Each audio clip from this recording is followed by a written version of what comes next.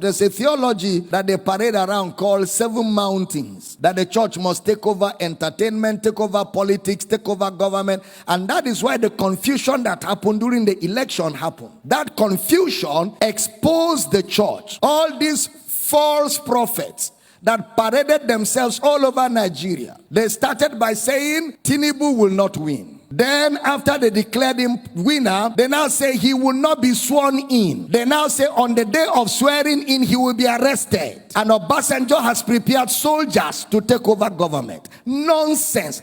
Even their minds is corrupted.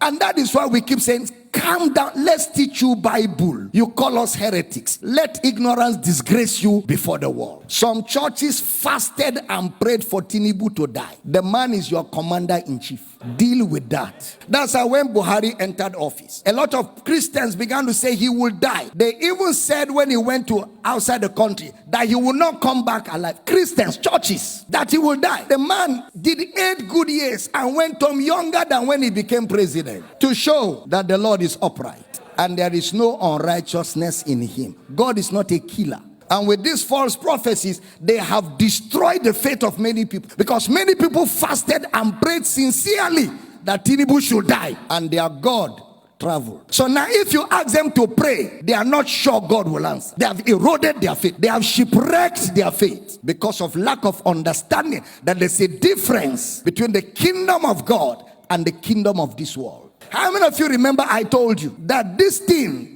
God is not involved? Did I tell you that? It's a contest. It's a competition amongst men. And in a competition, men set the rules. In a competition, men draw the borderlines. In a competition, men judge the competition. And in a competition, men announce the winner of the competition. True or false? Anything that a man will set the rule cannot be God. God is not a man. Your elections, the rules are set by men. Your constitution is drawn by men. It's not Bible. It's not God. It cannot be God. God does not install presidents. God does not install presidents. Men vote who should rule them. There's a process that is set by men, and men will determine who wins, and men will announce. Didn't you go to school? It is called a democracy. What is a democracy in social studies? Government of the people, for the people, by the people. How did you bring God in?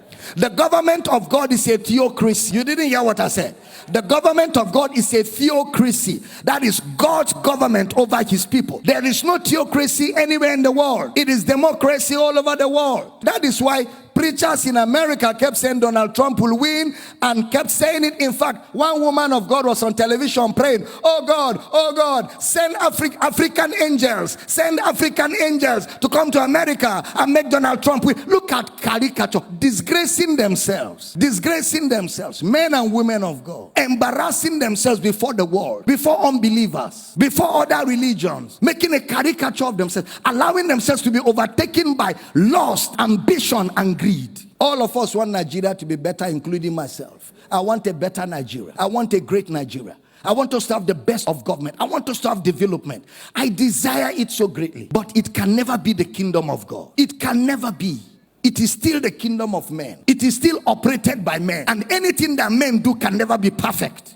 Anything that men are involved, anything that it is orchestrated by men, within the boundaries of men, it can never be perfect. Somebody even said that if Tinubu becomes president, we should amputate his leg. He said, amputate my leg. We're looking for him. Somebody even said he's a prophet. If Tinubu becomes president of Nigeria, there is no God in heaven. Look at that charlatan. That's a charlatan. That's what? A charlatan. Some churches, even pastors, stood on the pulpit and said, vote for this man. This man is the will of God. Let's fast and pray. How can a pastor be partisan? The pulpit is not a place for politics. The pulpit is a place, it is the pillar and the ground of the truth of the gospel. You don't use your pulpit except you don't know what the gospel is. And I don't blame them. Many of them don't know what the gospel is. They don't know what the gospel is.